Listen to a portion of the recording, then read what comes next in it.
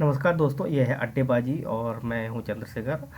और आप देख रहे हैं हमारा चैनल संघर्ष द स्ट्रगल। तो अब हम आज के एपिसोड में हम बात करेंगे असहयोग आंदोलन की। हिंद स्वराज में गांधी जी ने लिखा है कि भारत में अंग्रेजी शासन भारतीयों की वजह से या फिर भारतीयों के सहयोग से कायम है।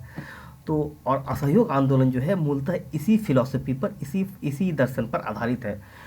क्योंकि जब भारत में शासन, जो अंग्रेजों का जो शासन है वो भारतीयों के सहयोग से कायम है, तो क्यों ना एक बार असहयोग किया जाए ताकि अंग्रेजों की जो सत्ता है उसको कमज़ोर किया हो सके, उसकी कमज़ोर हो सके। जो 1910 से 20 का जो दशक था वो काफ़ी एक परिवर्तनकारी था, जिसमें जलियांवाला बाग हत्याकांड कांड हुआ, रोलेट एक्ट आया, फिर इसके लिए हंटर हंटर आयोग का गठन किया गया, जिसमें मॉन्टेग्यू चेम्सफोर्ड सुधार आया। लेकिन इन सब ने जनता को काफ़ी आक्रोशित किया और निराश किया। इसकी वजह से जनता आक्रोशित थी। लेकिन इसी बीच कुछ एक चमत्कारी कहें या फिर उनको एक आशा आशावान करने वाले वाले जो कि लोगों को प्रोत्साहित करने वाले काम भी हुए। जैसे कि चंपारण में जो गांधी जी का जो सत्याग्रह का जो था वो सफल प्रयोग हुआ। फिर उन्होंने खेड़ा सत्याग्रह था। चंपारण और खेड़ा की सफलता के बाद लोगों को एक रास्ता दिख रहा था गांधी के रूप में। तो जब गांधी जी के साथ वो आगे बढ़ना चाहते थे, क्योंकि अब तक जो कांग्रेस और अन्य दलों की जो राजनीति थी वो एक ड्राइंग रूम पॉलिटिक्स थी। लोग संवैधानिक तरीकों से सरकार का विरोध कर रहे थे और संवैधानिक तरीके से एक स्वतंत्रता पाना चाहते थे। और चूंकि मॉन्टेग्यू चेम्सफोर्ड सुधार और फिर ये हंटर आयोग ने कई की जो रिपोर्ट आई, इन्होंने लोगों को काफ़ी निराश किया और उन्हें इस जो संवैधानिक राजनीति से काफ़ी हतोत्साहित किया, उन्हें दूर ले गए। तो अब लोग चंपारण और खेड़ा की तरह आम लोगों के इस आंदोलन को आम लोगों के बीच सड़क पर लाना चाहते थे, और इसी का एक हिस्सा है असहयोग आंदोलन। तो चलिए हम बात करेंगे अब असहयोग आंदोलन की। तो इसमें हम असहयोग आंदोलन की शुरुआत और इसके कार्यक्रमों की बात करें तो असहयोग आंदोलन की शुरुआत यदि देखा जाए तो इसकी जनवरी 1920 से ही इसकी सुगबुगाहट शुरू हो गई थी। और जून आते आते, ये थोड़ा सा डिस्टर्ब हो रहा है ये। तो जून आते आते, जून को गांधी जी ने एक वायसराय को एक नोटिस दिया था जिसमें लिखा था कि कुशासन करने वाले शासक को सहयोग देने से इनकार करने का अधिकार हर आदमी को है। और 1 अगस्त 1920 को इस आंदोलन की शुरुआत हो गई। और इसी दिन प्रातः बाल गंगाधर तिलक का निधन भी हो गया। तिलक की मृत्यु और असहयोग आंदोलन की शुरुआत ने इस दिन देश भर में हड़ताल कर दिया। अभी तक कांग्रेस इसमें शामिल नहीं थी। कांग्रेस ने आनंद फानन, जब आंदोलन की शुरुआत हो गई और कांग्रेस हाशिए पर जाने लगी, तो आनंद फानन में एक विशेष अधिवेशन कलकत्ता में बुलाई गई। और वरिष्ठ नेताओं के विरोध के बावजूद भी कांग्रेस कार्यकारिणी ने इस आंदोलन को अनुमति दे दी और इसका अपना आंदोलन मान लिया। बहिष्कार का जो विचार था इससे बहुत असहमति थी, लेकिन उसके बाद भी कांग्रेस के नेताओं ने कांग्रेस के अनुशासन का पालन किया। सीआर दास ने इस सम्मेलन में असहयोग आंदोलन का प्रस्ताव रखा और असहयोग आंदोलन के तहत अलग अलग प्रकार के कार्यक्रमों की बात कही गई। पहला कार्यक्रम, इसमें 2 तरह के कार्यक्रमों की बात की गई, एक तो नकारात्मक था और दूसरा सकारात्मक। नकारात्मक में जिसमें कि सरकार को नुकसान पहुंचे, और सकारात्मक जिससे कि जनता में आत्मनिर्भर बने तथा इनका हौसला बढ़े। सकारात्मक कार्यक्रमों की यदि बात करें तो इसमें राष्ट्रीय स्कूलों, कॉलेजों तथा निजी मध्यस्थ न्यायालयों आदि की पूरे देश में स्थापना करना था। हाथ से सूत कताई एवं बुनाई को पुनर्जीवित कर स्वदेशी तथा खादी को लोकप्रिय बनाना, हिंदुओं तथा मुसलमानों के बीच एकता का विकास करना, हरिजन कल्याण के लिए अस्पृश्यता समाप्त कर अन्य सुधार करना तथा महिलाओं का उत्थान। ये थे सकारात्मक कार्यक्रम। अब देखते हैं नकारात्मक कार्यक्रम जो थे। हालांकि ये भी नकारात्मक नहीं कह सकते, लेकिन इनको एक वर्गीकरण के लिए नकारात्मक कह देते हैं। सरकारी या अर्ध सरकारी स्कूलों, कॉलेजों, न्यायालयों तथा 1919 के सुधारों पर आधारित जो परिषदों का चुनाव तथा विदेशी वस्तुओं का बहिष्कार करना था। उपनामों तथा अवैतनिक कार्यालयों का बहिष्कार करना था। सरकारी या अर्ध सरकारी कार्यक्रमों में शामिल होने से इनकार करना। सरकार द्वारा आयोजित, माफ़ कीजिएगा यहाँ थोड़ा एक टाइपिंग मिस्टेक है, सरकार द्वारा आयोजित भर्तियों का बहिष्कार करना। यहाँ 2 जगह टाइपिंग मिस्टेक है, इसको माफ़ी चाहेंगे आपसे। आंदोलन को विभिन्न चरणों में विभाजित किया गया। यदि आज हम स्टडी के लिए पढ़ने के क्रम में आंदोलन को विभिन्न चरणों में विभाजित किया गया। जो प्रथम चरण है जनवरी से मार्च 1921 का। सरकारी स्कूलों, कॉलेजों का जो शिक्षकों एवं छात्रों द्वारा, न्यायालयों का वकीलों द्वारा बहिष्कार करना। दूसरा चरण था तिलक स्वराज कोष के लिए पैसा इकट्ठा करना। और सामान्य व्यक्ति को कांग्रेस का सदस्य बनाना। और तीसरा चरण, यदि बात तीसरे चरण की बात करें तो इसमें विदेशी वस्तुओं का बहिष्कार, प्रिंस ऑफ वेल्स के आगमन के समय राष्ट्रीय स्तर पर हड़ताल की करने के लिए स्वयंसेवी मंडलियों का गठन और इस किया भी गया। और बम्बई में जब वो पहुंचे तो पूरे देश में हड़ताल था उस दिन। कुछ अतिवादी वर्ग ब्रिटिश सरकार की दमनकारी नीतियों से क्रोधित थे और पूर्ण स्वतंत्रता की मांग कर रहे थे तथा वे हिंसा के सिद्धांत को छोड़ देने के पक्ष में थे। और ऐसा ही कुछ हुआ। 5 फरवरी 1922 ईस्वी को चौरा चोरी की घटना हुई और 12 फरवरी 1922 को महात्मा गांधी ने आंदोलन वापस ले लिया। हुआ ये कि 5 फरवरी 1922 को उत्तर प्रदेश के गोरखपुर जिले में चौरा चोरी नामक स्थान पर प्रदर्शनकारियों एवं पुलिस के बीच कुछ झड़प हो गई और इस झड़प से आक्रोशित लोगों ने थाने को घेर लिया और पुलिस वालों पर पत्थरबाजी की। इससे पुलिस वाले अंदर चले गए तो लोगों उस उत्तेजित भीड़ ने थाने को आग लगा दी, जिसमें से 22 पुलिसकर्मियों की मौत हो गई। इससे विक्षुब्ध होकर या फिर कहें विक्षुब्ध बोले या फिर क्रोधित होकर महात्मा गांधी ने या फिर रुष्ट होकर महात्मा गांधी ने इस आंदोलन को वापस ले लिया। और इससे महात्मा गांधी की बहुत आलोचना हुई। किसी ने कहा कि जमींदारों के खिलाफ ये संघर्ष जा रहा था, इसलिए इन्होंने अपने जमींदार मित्रों को बचाने के लिए इस आंदोलन को वापस ले लिया, या कहा कि अंग्रेज़ों से इनका कोई समझौता हो गया है। इस तरह के बहुत सारे इन पर आरोप लगे। तो चलिए दोस्तों, इस आंदोलन के विभिन्न पहलुओं पर चर्चा करने के लिए चलते हैं हम वीडियो के नेक्स्ट सेगमेंट में, अगले हिस्से में, जिसमें हमारे साथ होंगे। नमस्कार दोस्तों, अड्डेबाजी के दूसरे सेक्शन में हम आ चुके हैं, जहां हम लोग आज असहयोग आंदोलन पर चर्चा करेंगे। और असहयोग आंदोलन पर चर्चा करने के लिए हमारे साथ आज हैं हमारे चिर परिचित राज मल्होत्रा। राज, तो चलिए, पहले पीपीटी में हमने आपको असहयोग आंदोलन के बारे में मैंने बता चुका है। तो चलिए अब बात करते हैं कि असहयोग आंदोलन पर थोड़ी, आखिर ये असहयोग आंदोलन था क्या। तो यदि हम बात करें असहयोग आंदोलन की, तो महात्मा गांधी ने अपने हिंद स्वराज में लिखा था कि भारत में अंग्रेजी शासन भारतीयों की वजह से है। और असहयोग आंदोलन का दर्शन भी कहीं ना कहीं इसी लाइन पर आधारित है, इन्हीं पंक्तियों पर आधारित था। आंदोलन में जनता के द्वारा सरकार से असहयोग करना था और जिसमें कि विभिन्न कार्यक्रमों के आधार पर सरकारी कामकाज को बाधित करना था।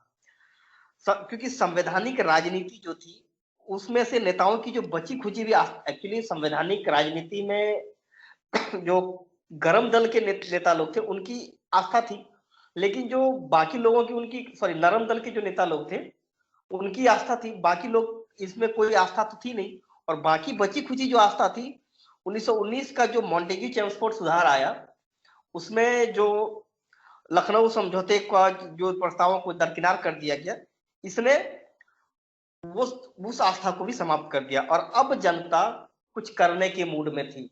और चूंकि गांधी के रूप में एक नया चेहरा, नई संभावनाएं दिख रही थी, और जिन्होंने एक सफल प्रयोग सत्याग्रह का, ये जो चंपारण सत्याग्रह और खेड़ा में दिखाया था, तो अब वो जनता इन अपने अनुभवों को लेकर कुछ अलग करना चाह रही थी। इसने एक असहयोग का एक नया कंसेप्ट लेकर आया। राज,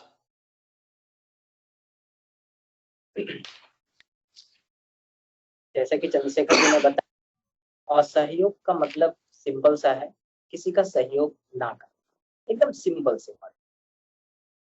तो दोस्तों, हम लोग जो अड्डेबाजी कार्यक्रम आप देख रहे हैं, इसको बीपीएससी के पॉइंट ऑफ व्यू से, बीपीएससी के जो मेंस का पेपर अभी 66 वाला होने जा रहा है, उसके लिए हम लोग मेंस का प्रिपरेशन करवा रहे हैं।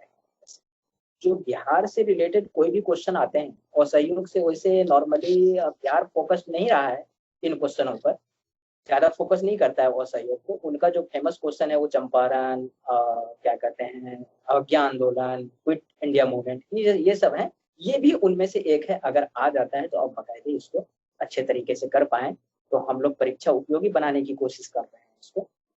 तो हम लोग बात कर रहे हैं असहयोग आंदोलन की। तो जब आप किसी भी क्वेश्चन को फॉर्मेट करें, लिखें, तो सबसे पहले उनकी भूमिका, उसके बाद उसकी कैसे कैसे स्टेप बाय स्टेप कारण क्या है, उनका क्यों जो है मतलब कार्यसूची उसकी क्या है, कार्यक्रम क्या क्या रहे हैं असहयोग आंदोलन के, फिर बिहार में उसका भूमिका आपको बतानी पड़ेगी, प्रसार कैसे कैसे हुआ, तो उन सभी बिंदुओं पर हम लोग स्टेप बाय स्टेप चर्चा करेंगे।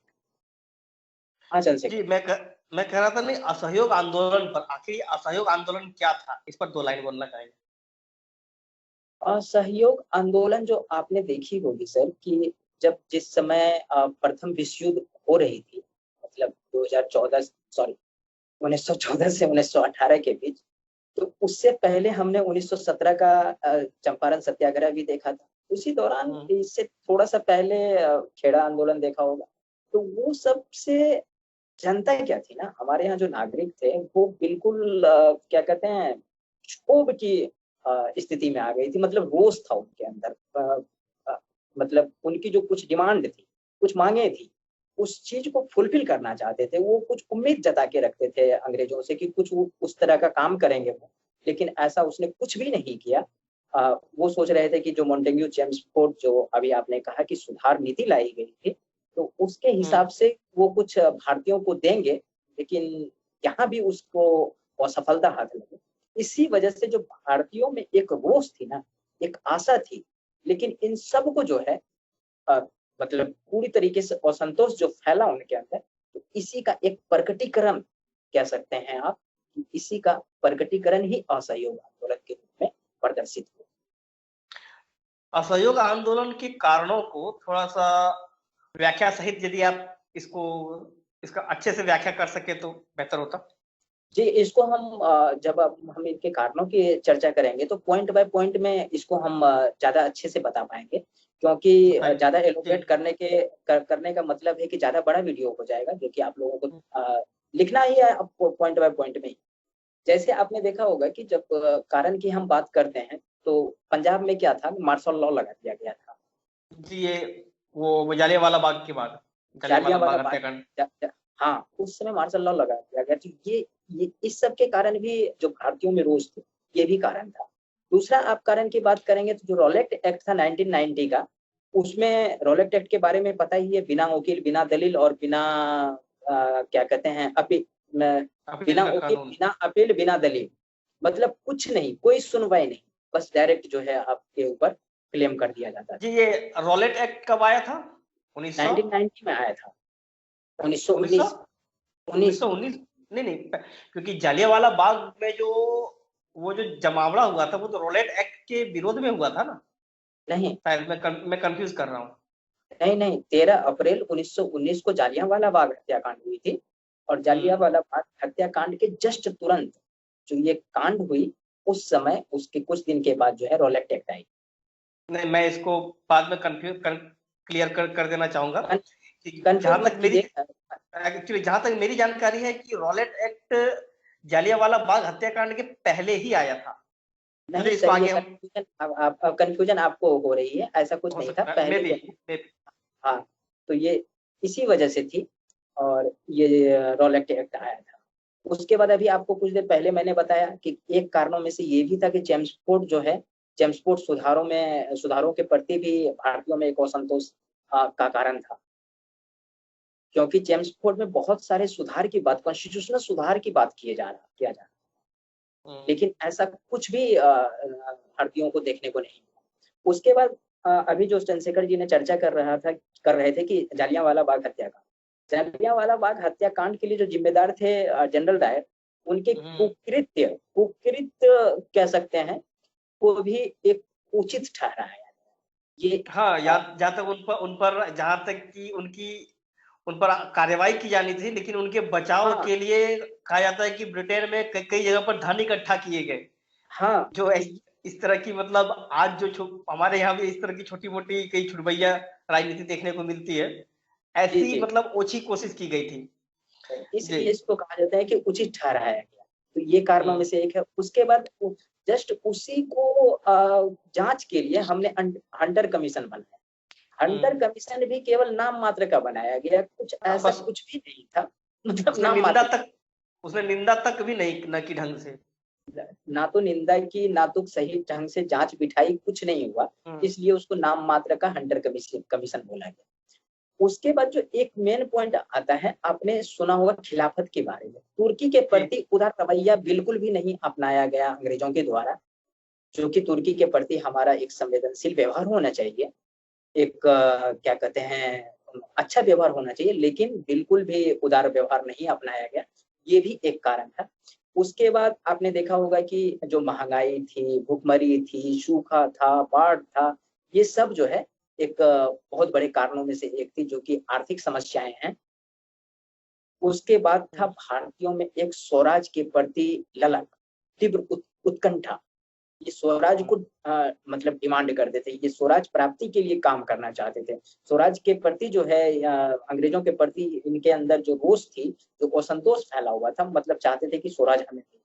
तो ये कुछ कारणों में से एक थे जो मैं आपको हालांकि मैं बीच में टोकना चाहूंगा। हालांकि कई बार ये कहा जाता है कि खिलाफत आंदोलन और असहयोग, उन दोनों को जोड़ना गांधी जी की एक भूल थी। यूपीएससी इस पर सवाल 2014 में इतिहास की मुख्य परीक्षा में ये सवाल भी पूछ चुकी, इससे जुड़ा हुआ, कि गांधी जी के लिए गांधी जी का एक ऐतिहासिक भूल था जिसमें इन्होंने खिलाफत और असहयोग को एक साथ जोड़ दिया, जबकि जोड़ते हुए भी दोनों को अलग अलग रखा। वहां पर कई बार जो कि खिलाफत के नेतागण थे, उनके नाम के साथ मौलाना और गांधी जी के नाम के साथ महात्मा का एक जोरदार तरीके से करना, कहीं ना कहीं एक मोहम्मद अली जिन्ना, जो कि बाद में जो कि मुस्लिम लीग से जो कि बहुत दिन तक कांग्रेस में थे, बाद में मुस्लिम लीग से जुड़े और फिर पाकिस्तान के कायदे आजम बने। मोहम्मद अली जिन्ना को इस चीज से बहुत तकलीफ थी।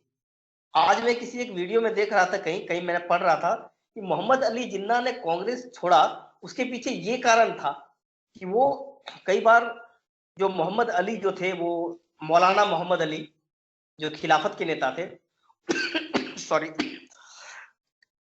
उनके लिए वो मिस्टर मोहम्मद अली या महात्मा के लिए मिस्टर एम के गांधी जैसे शब्द का जब इस्तेमाल करते हैं, तो भीड़ से लोग उठकर आते हैं और मंच पर चढ़कर उनके साथ बदतमीजी करते हैं, और ये चीज उन्हें नागवार गुजरती है और वो कांग्रेस छोड़ते हैं। और कई बार मोहम्मद अली जिन्ना इस चीज से मतलब इत्तेफाक नहीं रखते थे कि ये जो धार्मिक नेता लोग हैं खिलाफत के नाम पर, उन्हें इतनी छूट नहीं दी जानी चाहिए।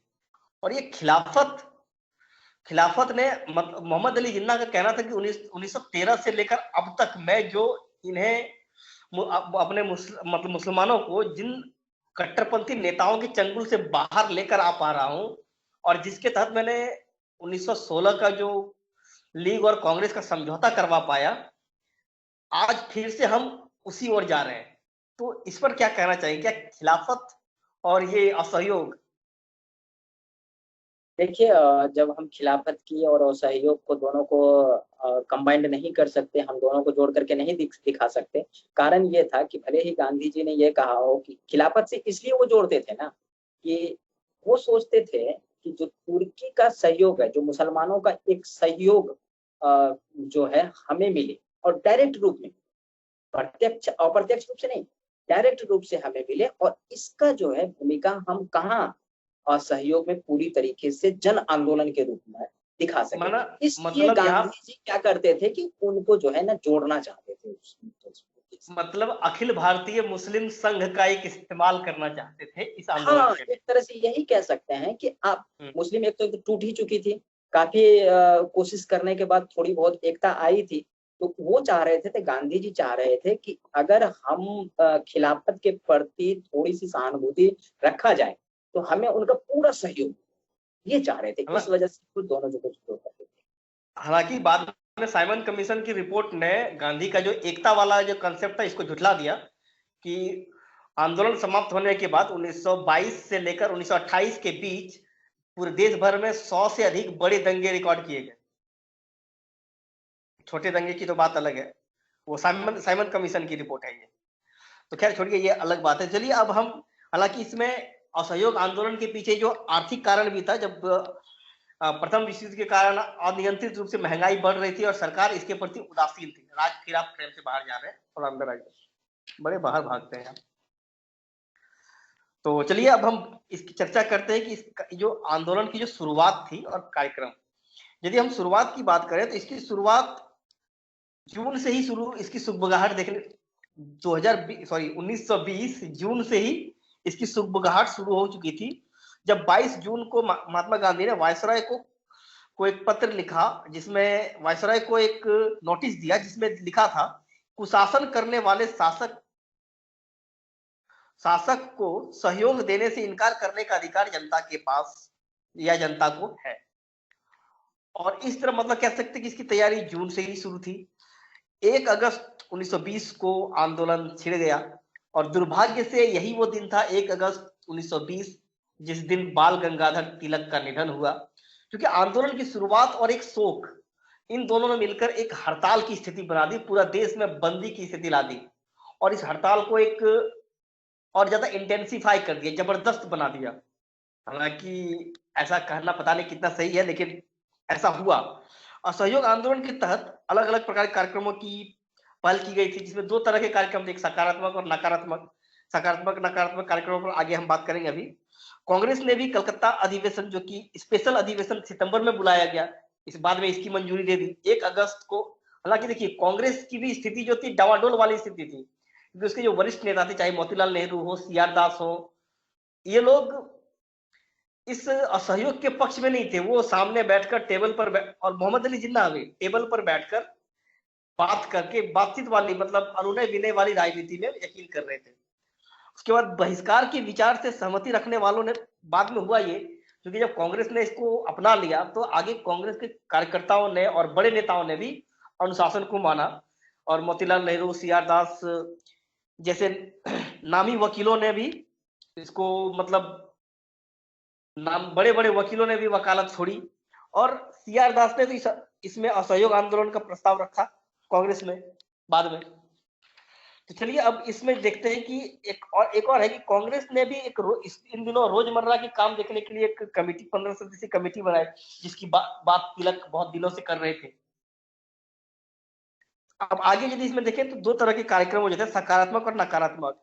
सकारात्मक कार्यक्रमों में ऐसे कार्यक्रम थे जिसमें कि स्कूलों, कॉलेजों और न्यायालयों को छोड़ना, सरकारी स्कूलों, कॉलेजों और न्यायालयों का बहिष्कार करना, इसके स्थान पर राष्ट्रीय जो स्कूलों की स्थापना की गई थी, और एक पंचायती द्वारा या फिर मध्यस्थता न्यायालय द्वारा इनको आप सारे मामले सुधारने की बात की गई थी।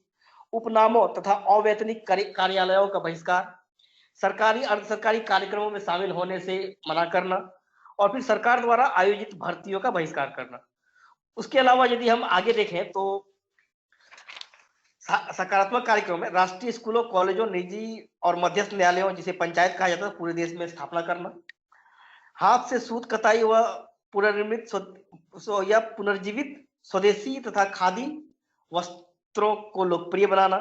हिंदुओं तथा मुसलमानों के बीच एकता का विकास करना, ये सारे सकारात्मक कार्यक्रम थे। हरिजन कल्याण के लिए अस्पृश्यता समाप्त करना या अन्य सुधार करना, महिलाओं का उत्थान तथा विकास के लिए काम करना, महिलाओं, ये सारे थे। उसके बाद अधिक से अधिक संख्या में चरखा वगैरह बांटना, ये सब कार्यक्रम भी इसमें शामिल रहा।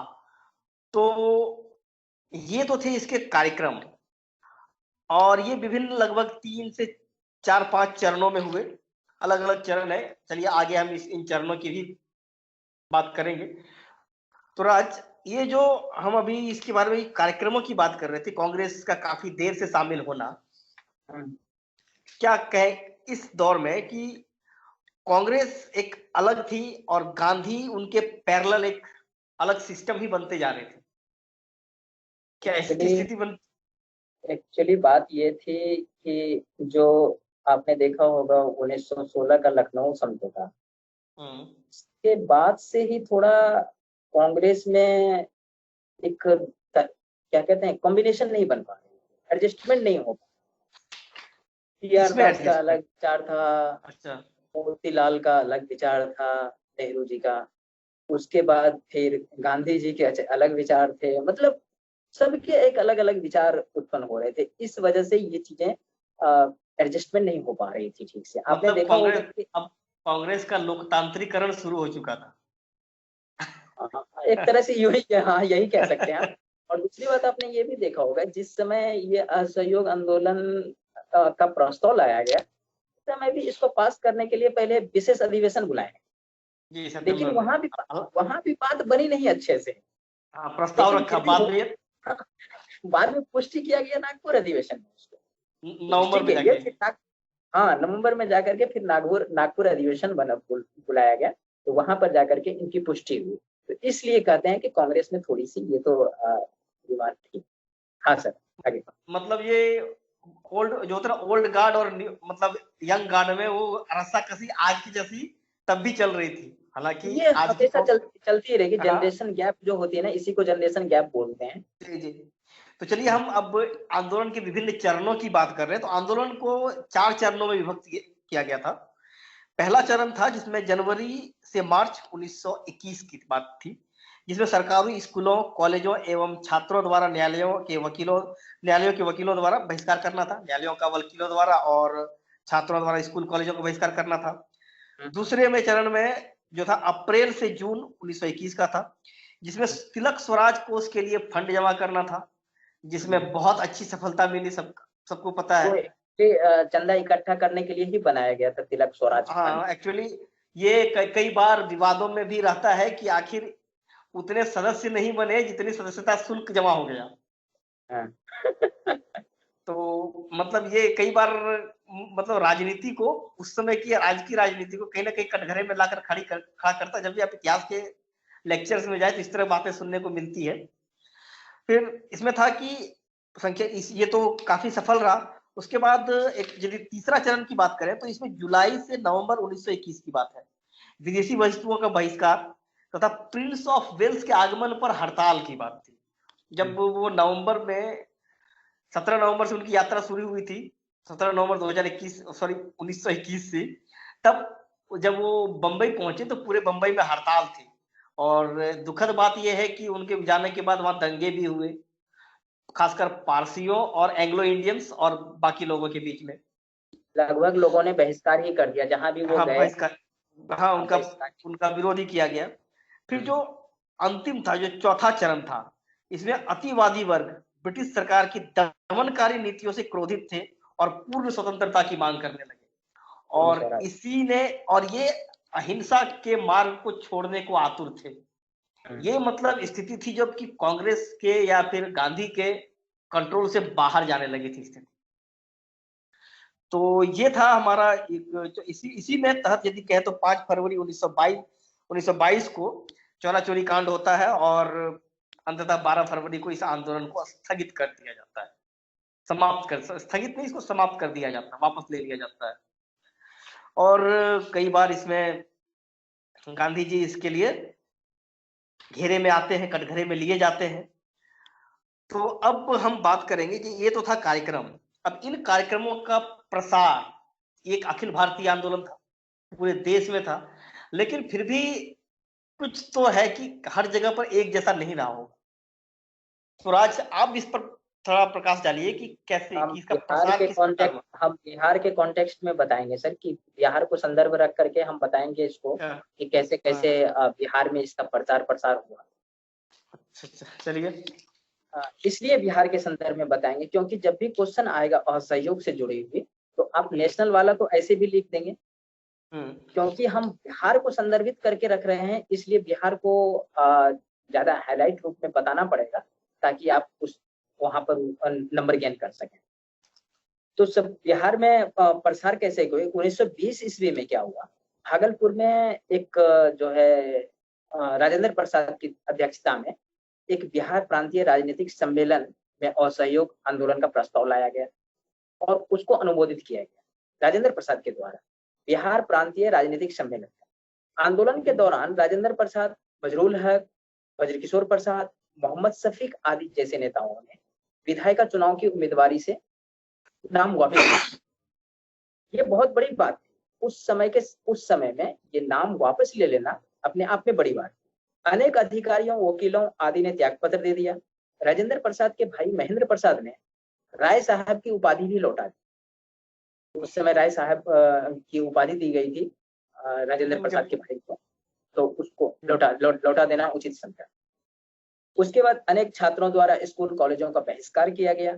इनके वैकल्पिक शिक्षा व्यवस्था के लिए मोहम्मद फजलुर रहमान एवं राजेंद्र प्रसाद के प्रयासों से बिहार में राष्ट्रीय महाविद्यालय की स्थापना की गई इसके प्राचार्य बनाए गए खुद राजेंद्र जी।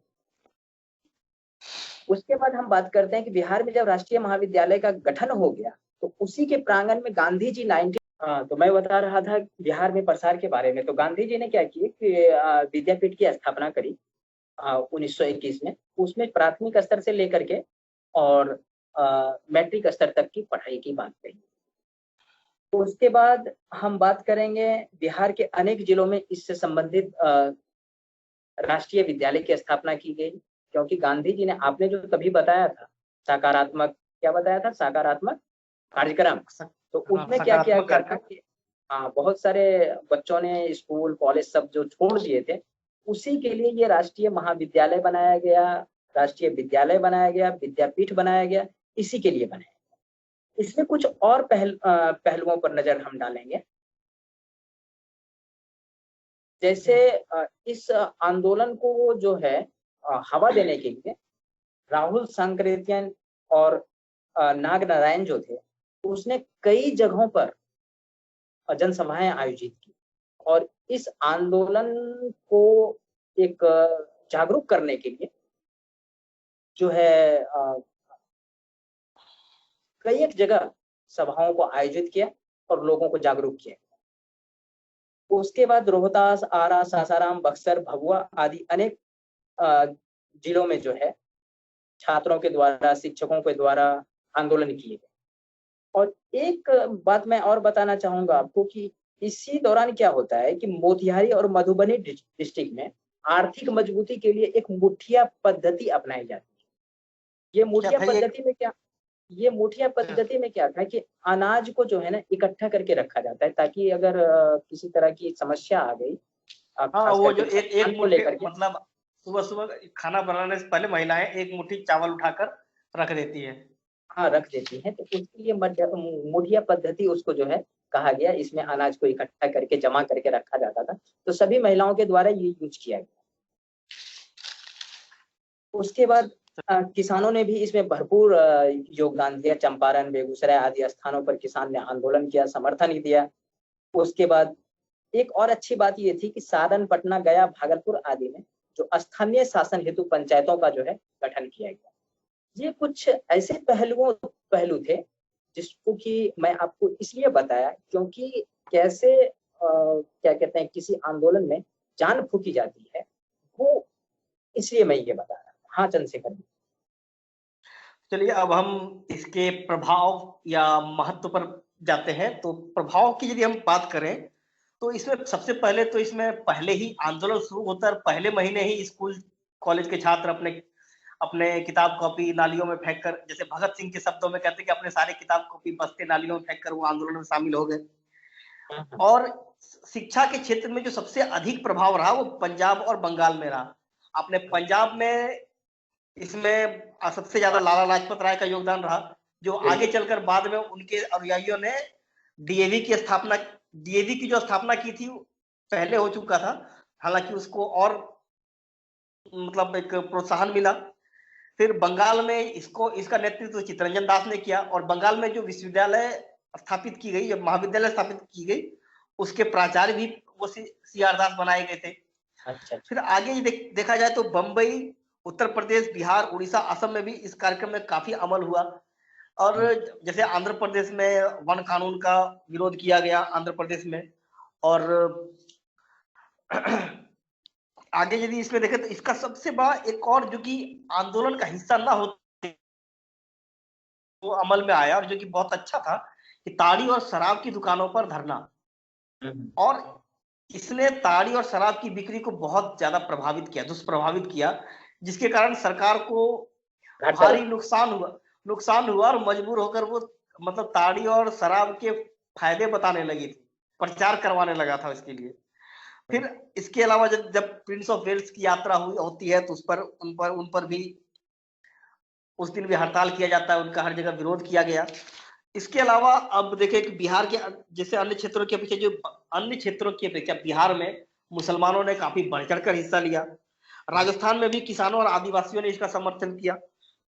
लेकिन एक बात अक्सर ये खलता है कि केरल, मालाबार क्षेत्र में और अवध में ये असहयोग आंदोलन ने एक सांप्रदायिक रूप लिया।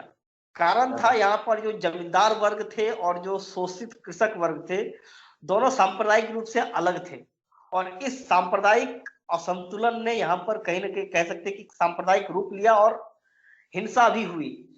इनके बीच मद्रास एक ऐसा प्रांत रहा जहां इसकी सक्रियता बिल्कुल नहीं दिखी, असहयोग आंदोलन बिल्कुल ही निष्क्रिय दिखा। इसका कारण लोग बताते हैं कि वहां जो मद्रास, यदि सामाजिक स्थिति देखें, मद्रास की बात करें या बंगाल की बात करें, मद्रास त्रावणकोर हो, आज का केरल हो, या बंगाल की बात करें, वहां एक चीज जो समानता है, वो कॉमन है कि वहां पर दो ही वर्ग है, लोअर क्लास या अपर क्लास।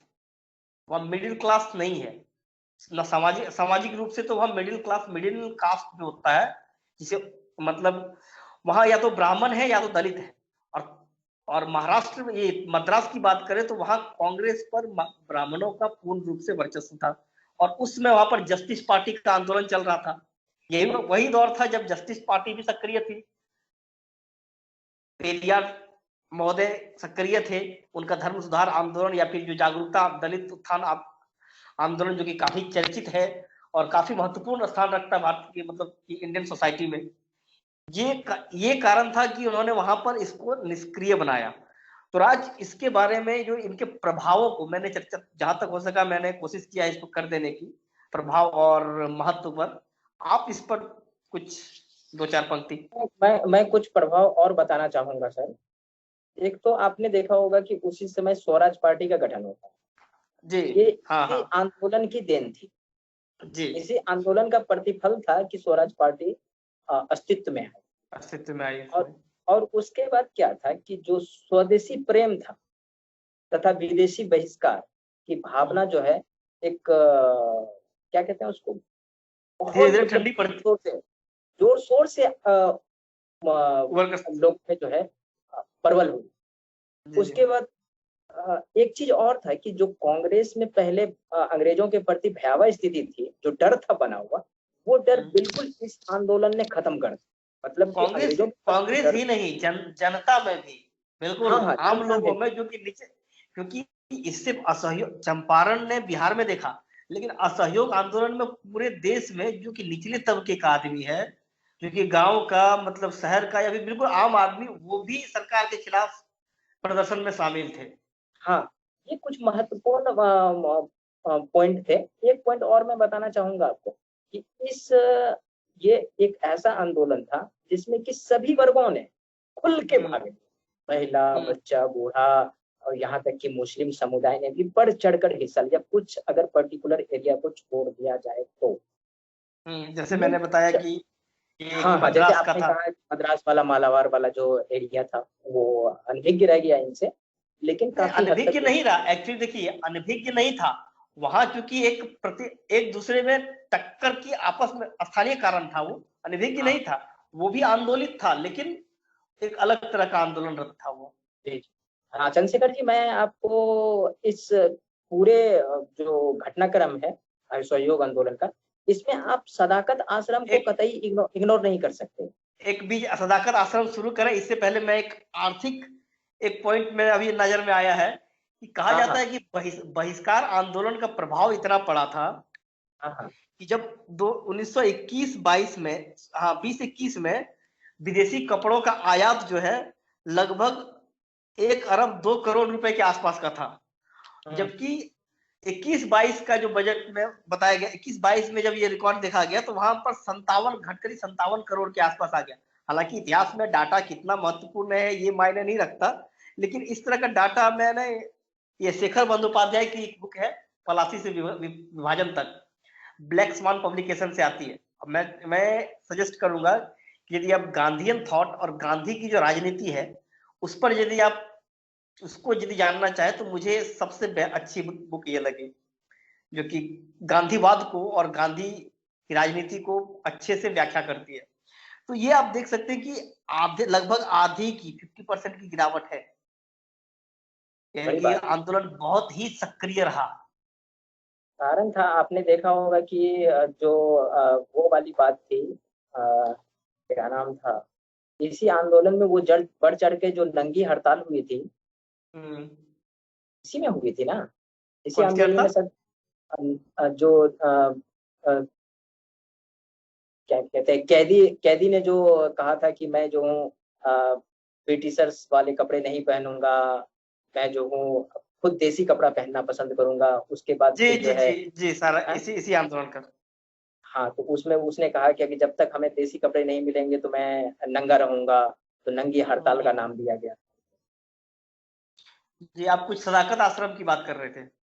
हाँ जी, सदाकत आश्रम को इग्नोर इसलिए नहीं कर सकते हैं कि उसका बहुत योगदान है इस आंदोलन में। तो सदाकत आश्रम के बारे में यही बताना चाहूंगा, जो मजरूल हक साहब थे, उसने हम्म। पटना के पास एक जगह पड़ता है दीघा। जी, दीघा में पटना में ही है। वो, हाँ, पटना पटना के एरिया में लगता है, वहां पर दीघा कोई क्षेत्र पड़ता है। दीघा के आसपास ही उसने सदाकत आश्रम की स्थापना की। और स्थापना करने के बाद उसमें क्या किए, जो ये राष्ट्रीय आंदोलन जितने भी हुए, उसको सेंटर ऑफ पॉइंट बनाया गया किसी को, सदाकत आश्रम को।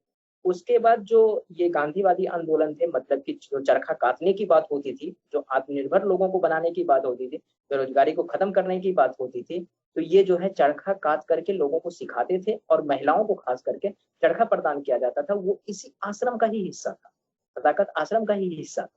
जी। उसके बाद जो उसके बाद जो है, जो मजरूल हक साहब ने एक यहाँ पर से अखबार निकालनी शुरू की, जो 1921 में उसका नाम था द मदरलैंड, दी मदरलैंड। इस अखबार को भी इसने निकाला। तो उसमें भी जो अखबार था, ये केवल उसी के लिए निकाला गया, राष्ट्रीय भावना के प्रसार के लिए, या इस आंदोलन को और प्रचार प्रसार करने के लिए, हिंदू मुस्लिम की एकता को बल देने के लिए। तो इस तरह के इसमें लेख छापा जाता था। दी मदरलैंड मजरूल हक के द्वारा ही निकाला जाता था। और एक इसने कांग्रेस की कमेटी बनाई, बिहार प्रांतीय कांग्रेस कमेटी ने एक दल बनाया था जिसका नाम था बिहार कौमी सेवक दल।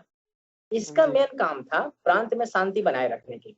तो ये सदाकत आश्रम के कुछ ऐसे पार्ट्स थे जिसको कि आपको याद दिलाना बहुत जरूरी है। तो ये सब कुछ वहीं पर क्या था, कांग्रेस की एक अपनी जो कमेटी थी, उस कमेटी का नाम तो नहीं दिया गया है, एक कार्यालय मतलब उसी सदाकत आश्रम में ही बनाया जाता था। ये कुछ पॉइंट थे जी जी। चंद्रशेखर। तो मुझे लगता है कि असहयोग आंदोलन से जुड़ी हुई जितनी भी बातें थी, हमने लगभग सारी सारी चीजों को छू लिया है, क्योंकि असहयोग आंदोलन इतना विस्तृत था कि ये कहना कि हमने सारा चीज यहाँ ला के रख दिया, ये खुद को धोखा देने जैसा होगा। लेकिन मुख्य मुख्य बातों पर हमने चर्चा कर लिया है। अब मुझे लगता है यदि एकाध क्वेश्चन पर यदि चर्चा हो जाए, आप इससे रिलेटेड, असहयोग आंदोलन से रिलेटेड कुछ क्वेश्चन, हालांकि एक दो क्वेश्चन की तो चर्चा पहले हो चुकी है। असहयोग आंदोलन के बारे में जब क्वेश्चन कभी भी बिहार से रिलेटेड पूछा जाता है, तो बिहार में ऐसे मुख्यतः ये क्वेश्चन अभी तक नहीं आई है असहयोग आंदोलन से। तो अगर पूछेगा भी तो बिहार में ऐसे ही पूछेगा, असहयोग आंदोलन क्या थे और उसकी जो है राष्ट्रीय आंदोलन में क्या भूमिका रही, विशेषकर बिहार के संदर्भ में बताइए। पहला क्वेश्चन तो ऐसा हो सकता है। दूसरा क्वेश्चन आपको ऐसा हो सकता है कि असहयोग आंदोलन क्या है और इसके कारण और परिणामों की चर्चा करें। तो आपको हमने कारण भी बताया है और महत्व भी बताया है इनके, और प्रसार कैसे कैसे हुई वो भी आपको मैंने स्टेप बाय स्टेप बताया है। तो आप वैसे ही उसको जो है इस क्वेश्चन को फ्रेमिंग कर करके आप जो है आराम से लिख सकते हैं। और निष्कर्ष, किसी भी चीज का जो निष्कर्ष होता है ना, वो आप हमेशा पॉजिटिव में ही देंगे। हमेशा जी निष्कर्ष जब बिल्कुल। देंगे, हाँ, पॉजिटिव में देंगे। चंद्रशेखर जी, मैं चाहता हूँ कि आप इनके निष्कर्ष के बारे में कुछ बताएं। तो मुझे लगता है कि अब कुछ और ज्यादा वीडियो को लंबा खींचना जरूरी नहीं है। हम लगभग सारी बातें हम यहाँ कर चुके हैं। तो असहयोग आंदोलन को जहां तक मैं समझता हूँ कि असहयोग आंदोलन की यदि आप लिखने की शुरुआत करें, इसकी शुरुआत तो हमें चंपारण से ही कर, यदि आप इसको नहीं नहीं, लॉन्ग पोस्टर में लिखा जाए ना। मैं केवल निष्कर्ष की बात कर रहा हूँ। केवल आप नहीं। निष्कर्ष बताएं कि निष्कर्ष में क्या लिखा जाए। वो तो मैंने भूमिका हम लोगों ने चर्चा करी। हाँ, और आप, वही निष्कर्ष हमेशा सकारात्मक होना चाहिए। निष्कर्ष के तहत हम ये कह सकते हैं कि गांधी जी अब एक, मोहनदास करमचंद गांधी जो कि अब महात्मा गांधी बन चुके थे, अब एक राष्ट्रीय स्तर के स्वतंत्रता संग्राम में एक नेता बनकर उभर रहे हैं, और गांधीवाद और जो गांधीवादी विचारधारा है काफी एक प्रभावी भूमिका में है। और अब जो पहले का जो कांग्रेस का जो अनुनय विनय वाली जो थी, ड्राइंग रूम पॉलिटिक्स, अब वो बीते जमाने की बात हो चुकी है। अब कांग्रेस की भी कमान जो है युवाओं के हाथ में आ रही है। और दूसरे कि गांधी कांग्रेस के पैरेलल एक सिस्टम बनते जा रहे थे, एक देखिए व्यक्ति ठीक कहा नहीं। चंद्रशेखर जी ने सही कहा कि इस वीडियो को ज्यादा लंबा ना खींचा जाए। मैं छोटा सा एक निष्कर्ष आपको बताना चाहूंगा जो पॉजिटिव में है। इस प्रकार असहयोग आंदोलन अपने प्रत्यक्ष उद्देश्यों को प्राप्त तो नहीं कर सके, किंतु अपने गौण उद्देश्यों को ये प्राप्त कर लेते। हाँ, कह सकते हैं ये गौण। ऐसा कोई स्वराज की जो गांधी जी ने 1 साल में स्वराज की बात की थी, वो तो नहीं हो सका। एकता की बात की थी, वो भी आप दिखता है कि वो असफल रहा। लेकिन लोगों में वो जो एक आंदोलन के प्रति जो एक समझ थी, उसको विस्तृत किया। कौन कहने का मतलब ये है मेरा कि एक जो लोगों में भावना थी कि अंग्रेज बड़े हैं, अंग्रेज से कैसे लड़ी जाए, मतलब वो निर्भीकता बिल्कुल खत्म कर दी। ये सब चीजें और पराजयता वाली भावना को खत्म कर दिया। एक लोगों में, जनता में एक जबरदस्त आत्मविश्वास पैदा हुआ और जो है संघर्ष करने में वो सफल हुआ। और एक कांग्रेस की जो नीति थी, जो कार्य करने का तरीका था, उसमें भी एक अलग चेंजिंग आई, जो चंद्रशेखर जी ने बताया। नाटकीय परिवर्तन आया।